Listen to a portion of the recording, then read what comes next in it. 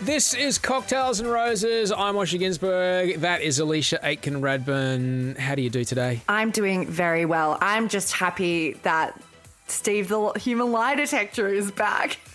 Oh, yeah, we're totally going to get into that. This is a podcast exploring the ins and the outs of Brooke Blurton's landmark season of The Bachelorette. We're unpacking the dates, the world records, the human lie detector bombshells. There's a lot to talk about, so episodes 5 and 6, you can find them right now on 10play.com.au. Go there, because if you don't and you keep listening, we're about to tell you everything that happened. Okay? Pause this. Go. What are you still doing listening? Come on. All right, play the music.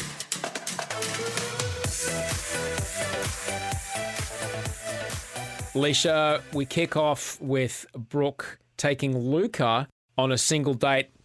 Quite a number of convertible vehicles have been involved already, which I'm a big fan. There's one thing, the real winner of the Bachelorette franchises is transport. Goodness me, this was a lovely, lovely Porsche, wasn't it? Oh, it was a beautiful Porsche, and it was very, very well suited to Luca taking his man bun out, because what a glorious shot of him I think it needed more slow motion, to be honest. Just getting that hairband out and flicking it around. I think that, like, if that doesn't start the date on the correct foot for Brooke, I don't know what does. I love the way that, now we saw Luca arrive at the cocktail party. He was one of the later arrivals. I don't like to call them intruders. He wasn't intruding on anything. He was invited.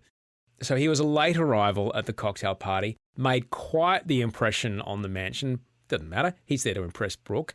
He's very bold, isn't he, Luca? He was. He was a man on a mission at the cocktail party. He was there. He met Brooke. I really felt like they had I think everyone could see they had quite a connection from the get-go, and he was not messing around. He had went and introduced himself, and then he was basically back interrupting, as we say, conversations and really making it known that he's there. And I mean, it's what you got to do, particularly if you're coming in a little bit later. And clearly it's gotten him noticed, because now he's in a Porsche with his hair out and they're steaming towards some fighter jets. And look, if there's one thing, you got to understand, the fact of the matter is TV's not cheap to make. TV costs money to make.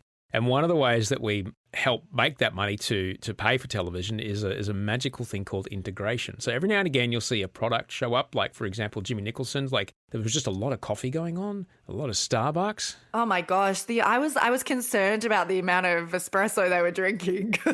There was one date. Remember when Jimmy went on one date? They must have had 4 shots at one point. I'm like, someone's going to be going number 2s in the middle of all this romance. Literally, he's sitting with Brooke, and I'm thinking oh God, no wonder the whole conversation has gone jittery. I love an integration as much as the next guy. In fact, Osher is the Hebrew word for integration. But I was thinking, when I heard that Top Gun, the new Top Gun movie, I was like, how are we going to work this? And my goodness, haven't our team pulled off an absolute coup with this? This was glorious. Sometimes the integrations can, I don't know, how do we put it in? Yeah, it's not, how do we say it? It's not subtle. There you go. Here, have a Magnum. We're all sitting around simultaneously eating these Magnum ice creams. But who'd say no to that? Who'd say no to a delicious Magnum? Come on. This makes me want to go into, I have to admit, Osher, I was sitting there, I saw the URL for the fighter jets on top of the, just above Brooke's head. And I did jump on Google and Google how much it would cost me to take one of these fighter jet flights. What's the price? It's about 1.5K, which I thought was quite reasonable. That's a 20 minutes, so $1,500. $1,500. That's for 2 at a time or 1 at a time? That's one for a 20-minute joy flight.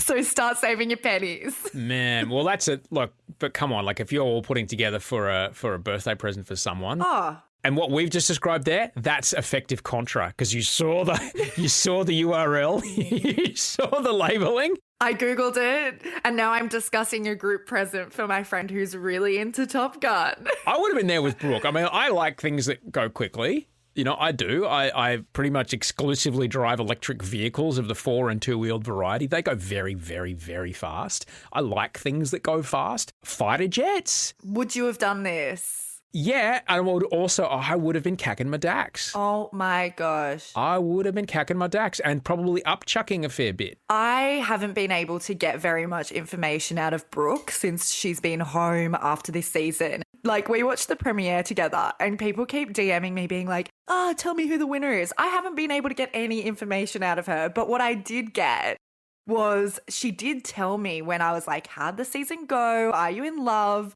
She told me I go on a fighter jet and it was really, really scary. So that's been her takeaway.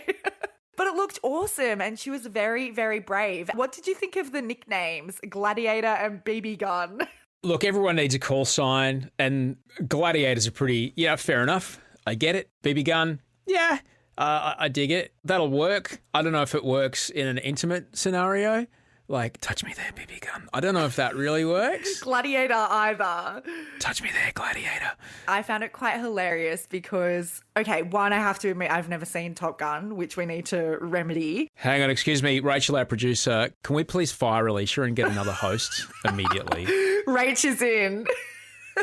But what I do, I know some of the main characters, and the reason why I know one of the main characters, Iceman, is because that is the nickname that Glenn has received from his group of friends to describe his alter ego when he's perhaps had a few too many beverages. So it's always like, oh, Iceman's coming out. So I've got to watch Top Gun. I was nearly going to say it in my commitment ceremony speech. I was going to be like, I can't wait to go back to Australia and meet Iceman. I've now met Iceman, and it's not someone you want to know. Okay, here's the very short version of Top Gun. It was like a massive, massive summer blockbuster. Think of like all the American flag waving kind of movies and then get a bigger flag and then get an even bigger flag and then go to bigflagstore.com and say, see how big this flag is? I need a 10 times bigger flag than that because that's how big a flag I want to wave as far as how awesome America's military is. And they'll go, great. Jesus. And they'll give you the movie Top Gun. It's pretty fun. It's very silly. They accidentally don't start World War III, but there's a lot of very fast plane flying. And look, you've seen Top Gun just through GIFs and movie references, so don't worry. You know everything that happens in Top Gun anyway. I am making a commitment to watch it before we get to the end of the podcast, and we can do a very quick, very mini Top Gun review in amongst one of these episodes. Yeah, it's pretty epic. There's what was his name? Don Simpson? Was that This was at a time when movie producers were as big as they could get, and I remember there was a story about the producer at the time who was out of his mind, like on testosterone shots and taking Percocet every day and oh god, heaps of plastic surgery. This is back in the 80s, and they borrowed an American aircraft carrier to make the movie, and they're like, well, we can't turn – we need the carrier to be going the other way because the sun's setting in the wrong direction and this is the end of the movie. They've got to be heading back. And they're like, it's going to cost us this many $100,000 in fuel and take us 3 hours to turn an aircraft carrier around. And he was like, I don't fucking care. Turn the aircraft. And they fucking did it, you know? We're doing it. That's commitment. That's good TV. And we saw some more good TV once they got to their very we saw a few kisses. Thank you for getting us back on track. I personally shat myself the most when they were both taking off at the same time. I thought if anything's going to go wrong, it's going to be now. Parallel, freaking scary. I was really scared. It was pretty full. Look, when it comes to nicknames, I'm glad they didn't choose Goose and Iceman because I don't want to bust anything out or spoil anything for you. Oh, I've heard. It's like a nemesis situation, isn't it? Oh, no. Things don't end well for Goose. Oh. Okay, so I'm glad no one called themselves Goose. Spoiler. Spoiler for you. Things don't end well for Goose. But that's okay. Yeah, there was some making out here, which I was pretty happy to see because at least Luca could pick up what Brookie was putting down, which did not happen later in this episode as we got to the obstacle compatibility challenge. This is pretty cool. This is way out in Western Sydney in the second airport district. It was far, far away, but it's a full-on I won't say the name of it, but like say, for example, if you wanted to be a warrior of some description. Oh, yes. Some sort of... Yes. If you wanted to jump from obstacle to obstacle and potentially... A martial arts warrior of some description, you would want to train at this place, okay? Because it's basically that. It's that course, and they've built it. I saw these guys when they were doing the course doing the upside down rope thing, and I was like, who have we cast on this season? Like, we're getting awfully close to Survivor. How do you pronounce it, Osha? It's your show. Savatula. I'm pitching Savatula. I'm ready for it, by the way. Sign me up. I'm ready for another TV show. Yeah. Let's get into it. 2023, I'm going to make it happen. It's a great way to celebrate your honeymoon, by the way. I know you're getting married that year. Thank you. It was the OGs versus the newbies. Like, who'd have thought we'd split them into the newbies? But like, what a thing to do. It was pretty cool watching everyone try to figure out the answers to the questions, because I do love compatibility. You know, it's TV. We need colour and movement. Ultimately, it's about who answers the questions. But it's also, Brooke wants to see who's trying the hardest, who's really trying, because they want to spend time with her. And that's really important for her to see. Whoever knows Brooke best will win the challenge. Kurt seems to know all the answers. Is anybody listening to Kurt? No. I felt very bad for Kurt. He was just really trying to get his voice in there, but I feel like Kurt wasn't asserting himself enough. He really needed to put his foot down and be like, guys, I know Brooke. She definitely likes to relax at the beach, not sleep in or whatever. I'm probably getting that wrong. I was surprised. I didn't know a lot of the answers. So Kurt, they really needed to be listening to him. Kurt was all over it. The team that actually won, though, and there was a bit of snag on the first... I don't know how much you saw of it in the edit, but there was a bit of a snag on the first obstacle. Really? So it wasn't as seamless as... No, that's where they lost the 30 seconds. They were pretty much neck and neck, right, time-wise, but they lost 30 seconds on the first obstacle. There was one... I can't remember who it was. One person touched the ground on the first part and they had to turn around and go back. Right. But other than that, in fact, I reckon they were faster overall across the course. I reckon the newbies were faster across the course, but they just lost 30 seconds when someone's foot touched the ground on the first obstacle and that one person had to go back and start again. That cost it for them. Yeah, but they absolutely went for it. Hell for leather. I've got to say, for one, when Luca took the shirt off, and there was a bit of a snide commentary from the bench. Oh my God, I thought that was so... I've literally got in my notes, like, body shaming. Bad. Didn't love that. Do they know that, like, Luca is a jiu-jitsu complete supermaster and could twist you into a pretzel with one hand and would have you tapping out and saying, I'm sorry, I called you that horrible name within, like, a breath? Literally. I was a bit dirty that happened. Yeah, I agree. I was instantly lost on the person that said that. I'm like, that's it. You're dead to me. Dead to me. I'm out. Out. Completely out. There was a lot of abs going on. Oh my gosh. Who's, like, I'm like... Steve, I've like hardly seen him so far. It feels like Brooke didn't even know who he was either. And then it's like all of a sudden he takes his shirt off and she's like, hello, good to meet you.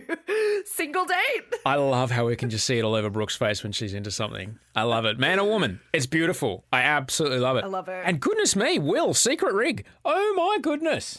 Him climbing that rope, I was like, also in my notes, just through this episode, very sneaky, but Millie is so attractive. She's got like the undercut happening, and I was just like captivated by her. I found her so attractive. So I'm really hanging for some Millie and Brooke time, because I found Millie very confident and compelling when she first met Brooke as well. Great vibes off Millie. There's a lot of vibe going on between Brooke and the people in the mansion. Kurt got the date extension. Brooke was, as I said, she was looking for whoever was really trying and really knew her the best. Clearly, Kurt did. No one was listening to him. They get to the special time alone together, romantically on the ropes course at night. And honestly, I could not have. I was texting our producer Rachel, going, I really related to this. Completely related to this, because I'm somebody who I really don't know. I just can't tell often when there's vibe there. There's something that doesn't switch on in my brain and I can't understand it. And Brookie was pretty much sitting in his lap Oh my God. She was so... Okay, firstly, I'm obsessed with Kurt. I think Kurt is the most beautiful... For a very long time, I think he just sounds like Tim Hanley. So that was all I was... I told you you'd take it back. I told you you'd take it back. He's just the most... I'm obsessed. I'm obsessed with him. And he was so beautiful and innocent and cute. He just wasn't picking it up, so much to the extent that, you know, as you said, Osha, Brooke is essentially sitting in his lap. She's basically licking her lips. And then she just, I love it, very assertive of her, just asks, hey, like, can you bloody kiss me? And they kiss. And what a kiss. I've got to say, reflecting on her single date with Luca, I thought that I don't like to judge people's connections too harshly because there's lots going on and sometimes you... Then would you, Rachel, yeah, she doesn't like to judge people's connections. So can we get a new co-host, please? Okay, that's the second time. No more chance, yeah. Okay, I'm going to be more aggressive now. I rate Kurt way above Luca. I thought that the Luca kiss seemed a bit like there wasn't enough... The Kurt kiss, she was literally so into that. I thought she was like, and I'm just going to give a little bit of like behind the scenes Brooke insight. I've seen Brooke date a couple of people over the years, and Kurt is someone I think really fits into who she is generally attracted to. So I was watching this being like, oh yeah, I see what you're doing, girl. Right.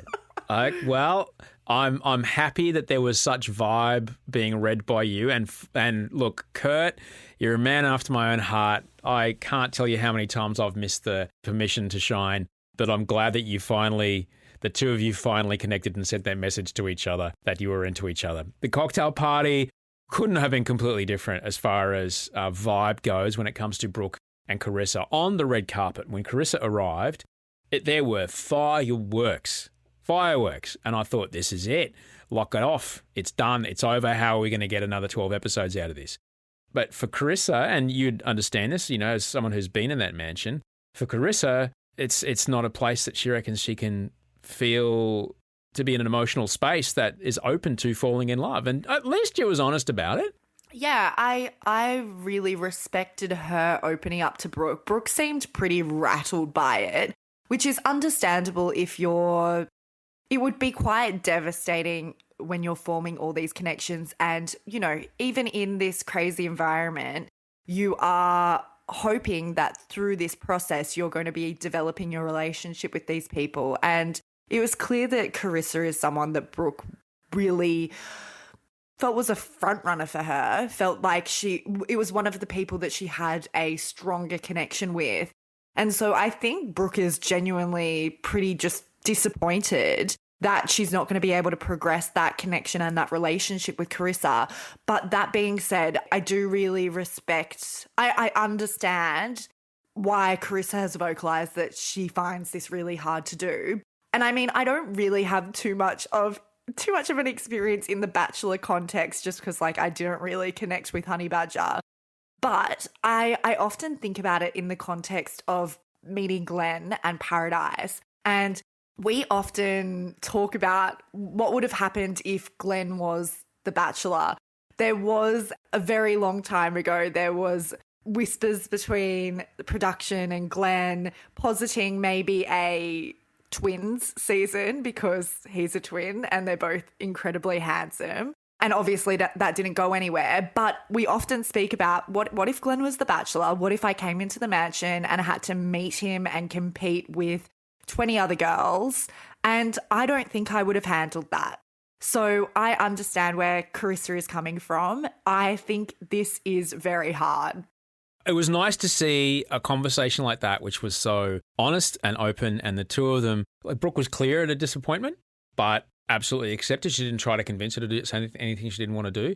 Carissa had clearly already made the decision and was just kind of talking Brooke through it. Do you think that you could do this, Osha? That you could, I mean... What? Be Carissa or be Brooke? Well, go through an experience like The Bachelor or Bachelorette where you're competing with people and you have let's say Audrey was the Bachelorette. Do you think that you could be there with all these other men and have to go through that. Like Carissa talks about it pretty explicitly. She says that she went on that one-on-one time and she was feeling like, okay, wow, the connection's happening. And then she's back in the mansion and everyone else is sharing their really intense connections. Yeah. I would find that really intimidating. Oh, absolutely. I think back to when I was single most recently before I met Audrey, and I was competing with other people.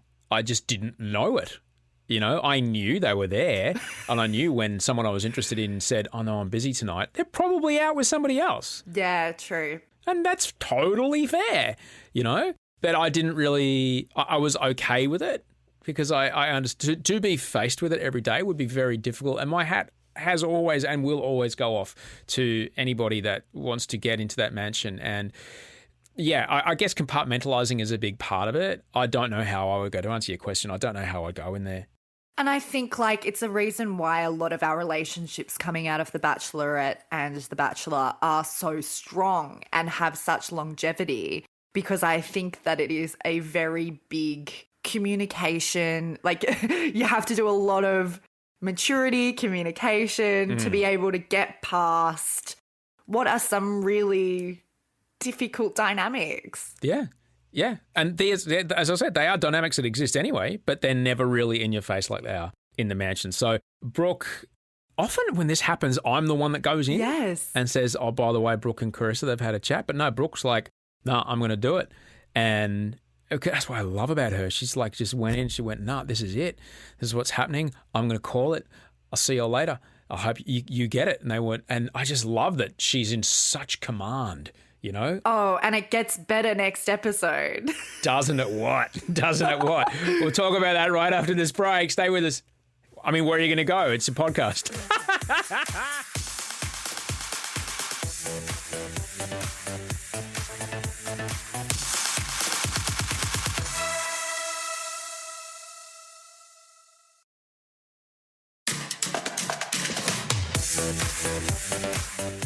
This is Cocktails and Roses. I'm Osher Ginsberg. That's Alicia Aiken-Radburn. We're up to episode 6 of The Bachelorette, Brooke's season of The Bachelorette. It's a world first Bachelorette, and so why would you want to do a world first without throwing a world record or two in there? And what do you know? Brooke and Jamie Lee are going to try to break the world record for the longest screen kiss on a TV show, and they do it at the Sydney Tower Skywalk. And look, this was, for me, it was probably the most awkward thing I've ever done since the last time I did this. Oh my gosh. You looked very cute in your overalls though, Osher, I gotta say. You have to wear them, apparently, because you're so high up.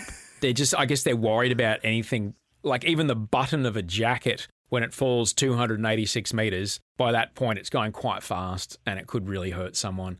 So, yeah, you've got to wear these very flattering overalls. So tell me about it. Tell me about the first time. So we're a show for Guinness World Records. The first time was Sam Wood and Nina. Yes. And I loved that flashback. You haven't aged a bit. I've aged so much. I'm so old since then. We were on top of the Sydney Harbour Bridge for when we broke it the first time around, and I was close, but not that close. But because the stipulation of the record, it has to be on screen and it cannot cut away. It has to be like a single, no edits. I have to do a lot of talking. I had to commentate the whole thing, and it was weird. So the whole, going back to the stipulations, I'm a rules gal. I want to know this. I want to know these rules. It doesn't need to air in its entirety. It does. It has to air in its entirety. It has to go completely to air from the moment the lips touch to the moment the lips part, and it cannot be edited. Is that what happened on this? I don't think. It is. There was lots of cutbacks and flash. There was lots of cut arounds and stuff like that. Oh, right. Overlay. Yeah, a lot of So I had to fill time. I had to do what they call the industry stretch. But the wildest thing is, because when you're up on this skywalk thing, there's a really interesting carabiner system. So you've got to be on all kinds of lanyards and you're wearing a harness. There's all kinds of stuff to keep you safe because you're really, really, really far off the ground, right? And the carabiner system, the safety system is all on a rail. So we all had to walk on in order, okay? So first Guinness World Records guy, he's got to be one of my favourite bystanders.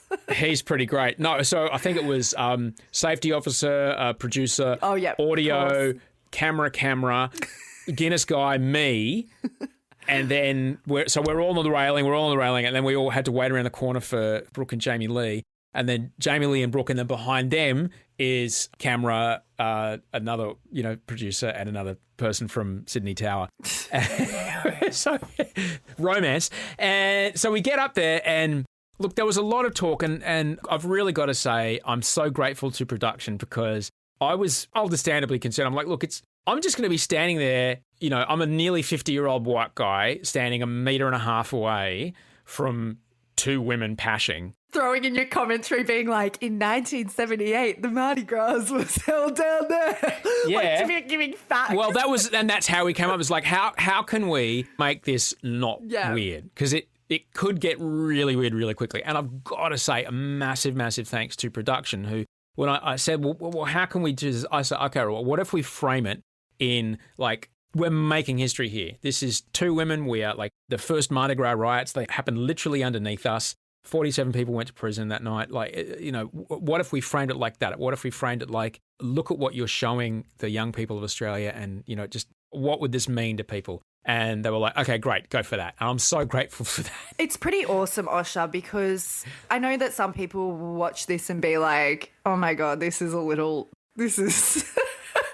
it's 5 minutes of hooking up. I felt the same way when Sam and Nina were hooking up on the Sydney Harbour Bridge, and I'm thinking about the Guinness World Record guy, and I'm like, okay, cool. But it is really important. If you even think just back to Sam Wood and Nina, do you know what year that would have been? Sam Wood was 2016? 2015. I think that was before marriage equality was legislated. It was 2015, yep. So, like, even something as simple as that, about the fact that back then you really wouldn't have seen same-sex kisses on TV in prime time. And certainly not framed as anything but woo, or the butt of a joke. Yes, exactly. And I also thought that, all of the novelty of the Guinness World Records aside, I thought that this was actually such a beautiful moment for Jamie Lee and Brooke. Yeah. And they were clearly enjoying it because they went up to 5 minutes. And I was like, whenever Jamie Lee and Brooke are together, kissing or not, I really feel something in my heart. Like, I think they have such an intense connection with one another. And I really ship them. That's what the kids say. Ship. No, and that's totally fine. And it is underlined by, and I know you've mentioned him a few times, but I've just got to shout out to Guinness World Record man, who, before we let everybody off the platform, so we're up there, and bear in mind, it's winter time, and you're nearly 300 metres off the ground. It was cold.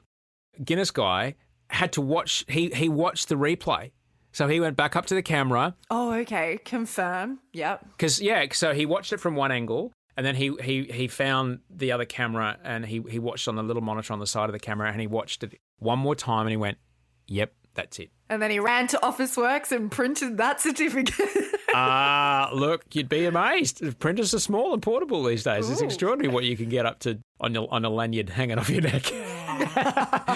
It was pretty great, and I'm really happy that we're able to do that. And I meant every word that I said. It's just incredible to think that we saw her on the red carpet. Brooke said she never saw anybody. She never saw the way she felt about the world reflected on television, and to be able to show that was just such a wonderful, wonderful, wonderful thing. And it was great. And they did it. And now they're world record holders. And they went so far, I'm going to doubt anyone's going to break that record in a hurry. Oh, my gosh. Huge. I'm going to be buying that book when it hits Dimmicks.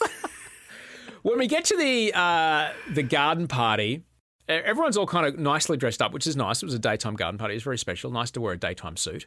Carissa, when she left, I guess it kind of rattled Brooke a little because she was so sure there was a connection there. And that Carissa didn't feel, A, comfortable, or B, that her desire to be there was strong enough to keep her through the discomfort. Brooke wanted to be like, well, hang on. who else feels that way? What's going on? So Brooks had contact with this person before, and she went, there's only one person on the planet that I know will give me a straight answer, and that is Steve Van Apperen. Steve Van Apperen. The human lie detector. Now, you've met this guy, haven't you? Osha, I have. He did confirm that, in fact, Glenn and I were in love, which was great. We dig that Steve so much. I'm following him on Instagram. I think he's the biggest legend. And I've got to say, I loved on the show when it really had a build up. It was like, you're going to be meeting somebody today. And I'm like sitting there being like, okay, I'm thinking of names in Brooke's life, friends of hers. I'm like, who are they meeting? And then they go sit on the couch and Steve flashes up, and me and Glenn honestly let out the biggest cheer. I have been waiting for Steve to return to the main franchise for a very long time, and didn't he do a good job? He's so great. And a big, big thank you to our edit team, our post-production team, who we saw the cutaways of the people he was speaking to, and they weren't saying anything, but you saw all the things that Steve looks for. Yes. You saw they're looking this way, they shift in their seat, they move their hands a particular way. Like all the tells that Steve looks for, our post-production team left them all in. So if you go back and watch the episode again, you're like, oh my goodness. And I found it really informative. Like, okay, you're right. I see that now. I've met him. To say he's an intense person. Oh my God. Would be an insult to things that are intense. Osha, I often think about you in this context of someone like, I think that you're just so, if anyone gets lucky enough in your life to see Osha operate on a set, you are just so professional. And it's hard to do that particularly in front of like, when you've got a crowd of new people that are new to an experience like TV, 20 people sitting in front of you on that first cocktail party night, Osha just really takes control. And I feel like Steve comes from the same school of like professionalism, and he's there to do a job, and he makes you feel, I remember me and Glenn really backed ourselves with Steve, but Steve picked up things about me. He said, you're not looking me in the eye. Like, I believe that you're genuine in what you're saying to me, but you haven't held my eye contact. Tell me about that. And I told him all of this stuff about how actually, like, I can feel, even though I project confidence, I can feel quite insecure. So we went into all of that, and he even, this is also behind the scenes, and I haven't had an opportunity to tell anyone. Steve was sitting with Glenn and I and just really going for it, and we thought we were like really holding our own. Steve genuinely asked us, do you believe in God? And both of us, we'd already discussed it, so we were like, oh no, like we're both atheists personally. So he doesn't mess around. That's what I'm trying to say. He really goes for it. That sounds like the kind of question that he asks all kinds of.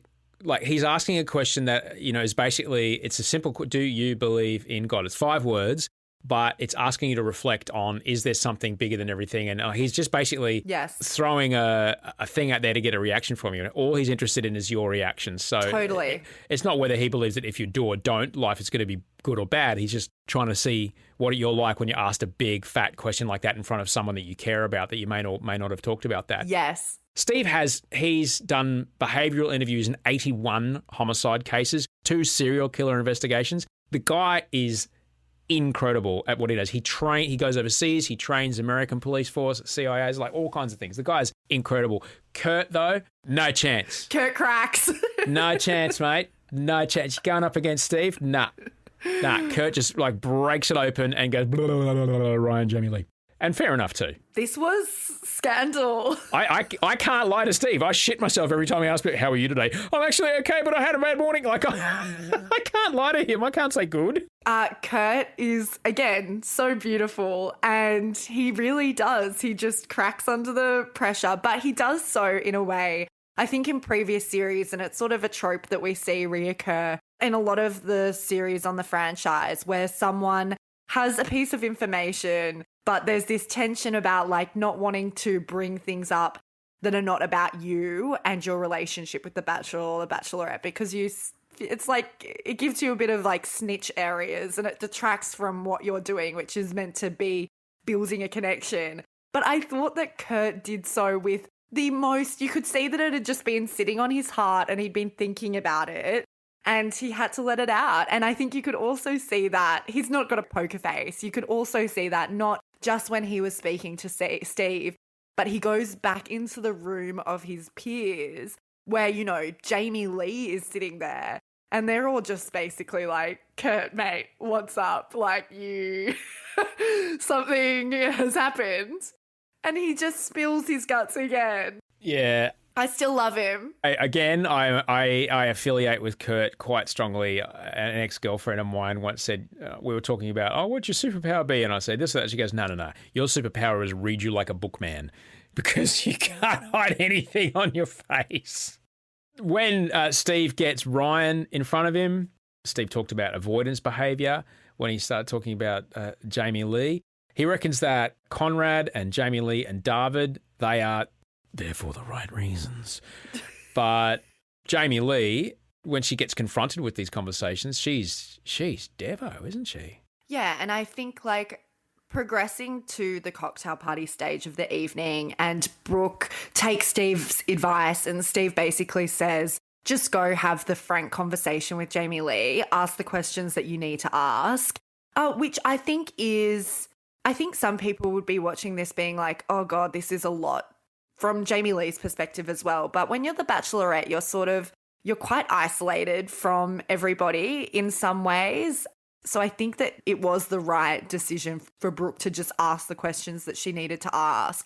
And I think that it was a very genuine reaction from Jamie Lee to be pretty devastated. And it's hard when you've got this dynamic. Like, I don't doubt, like, Ryan probably did have a bit of a crush on Jamie Lee. And it's not a wild thing. Like, it's a thing that a lot of women do to be friendly to guys. And men can sometimes misconstrue friendliness for flirtation. And so I don't know exactly what the dynamics were there, but I think that Jamie Lee did a pretty convincing job. And I thought it felt very genuine and authentic of her basically standing her ground and saying, no, Ryan is a friend for me, like everyone else in this mansion. I've been friendly to him. I don't know what's going on from his side, but I'm here for you. And she just really reiterated to Brooke, I am here for you. So because now I'm going to have to go back and watch the date where they were riding go-karts and doing chores. Oh, yes. Because they were teamed together. I'm going to have to go back and watch that.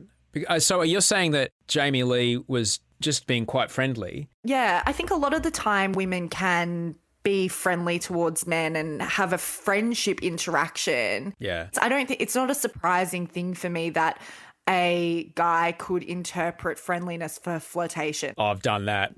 Oh my God, I've done that. I've done that too many times to the point where it's like, no, I'm just your friend. Oh, okay. Wow, okay, I really read the room wrong. Yeah, every time. Me and Kurt, me and Ryan, I'm there, boys. I get it, 100%. Brooke says goodbye to Jessica and says goodbye to Ryan.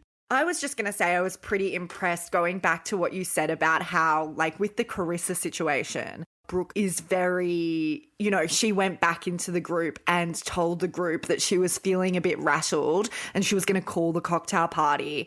I think this is another really good example of Brooke reading a situation. Not really. I think in previous seasons we would have seen a situation like Jamie Lee and the Ryan Steve lie detector thing happen, and our hero, Brooke, the Bachelor or the Bachelorette, would keep them on for another week.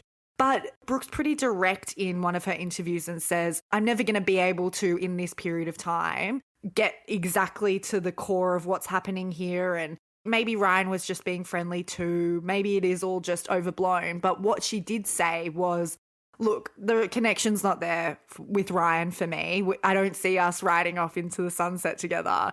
And she's been very definitive and she's just like, look, it's been like so nice to get to know you, but this isn't for us.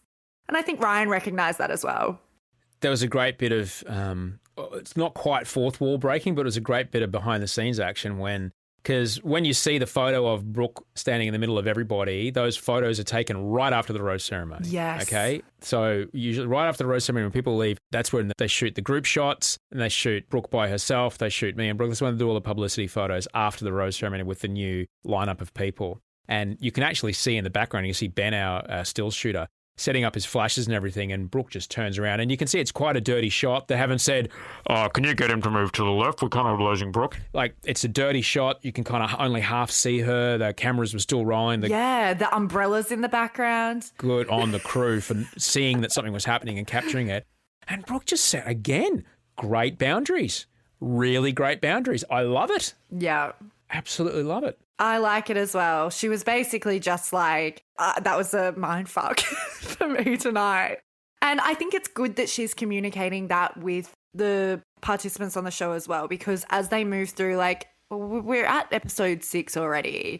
And I think everything's just going to ramp up in intensity even more. Mm-hmm. So I think it's really good that she's being honest about where her head's at, because that will help all of their interactions. It just makes me even more excited as we go forward, because she knows what she wants. More importantly, she knows what she doesn't want. And she is absolutely, completely confident to say, no, this is a no-go zone. And if you don't want it, you should go. And she has enough confidence and self-assuredness that she's cool with saying that. And I love that she's demonstrating that for us all to watch and go, oh, that's what good boundaries look like. Okay. It's great, man. She's great. All of this should show you why she is so incredibly good at her job. She's a youth worker. She mentors young people, and you can tell that she is and just why she's so passionate about it, about your own sense of agency and your own sense of power. She's such a great human being, and I'm so grateful she's our hero, and I can't wait for next week. Alicia, that was fun, but we have to stop talking now because that's the end of the show. This is Cocktails and Roses. Thanks for listening. It's a 10 Speaks podcast. If you missed last week's show or you want to check out anything from any season of The Bachelorette, you can find all the podcasts, Cocktails and Roses 10 Speaks page on 10 Play. And also be watching Network 10, Wednesday, 7:30, whatever 7:30 falls in your time zone, to find out what's happening on The Bachelorette Australia. You can also find The Bachelorette Australia on 10 Play anytime you want. Thanks to our team, Ali and Rachel. And thank you, Alicia. Thank you. Have a good time, and we'll see you next Thursday.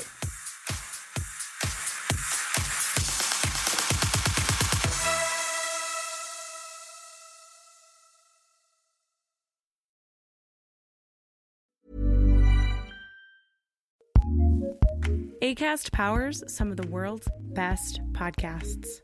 Here's a show we recommend. I'm Carrie Antholis, the host of Jury Duty, the groundbreaking podcast that tells the story of a high-profile criminal trial as that trial is happening. We are coming back with a new season and a new case, the Georgia trial of the suspects in the killing of Ahmaud Arbery, Travis and Greg McMichael and William Bryan. Mr. Aubrey was turning back to a man with a shotgun, and when he felt like he could not escape, chose to fight. Travis Michael admits to firing his shotgun 3 times. He says that all 3 shots struck the victim, and he said that the first shot was to the chest. To stay informed on this trial, please subscribe to Jury Duty on Apple Podcasts, Spotify, or wherever you get your podcasts. Acast recommends.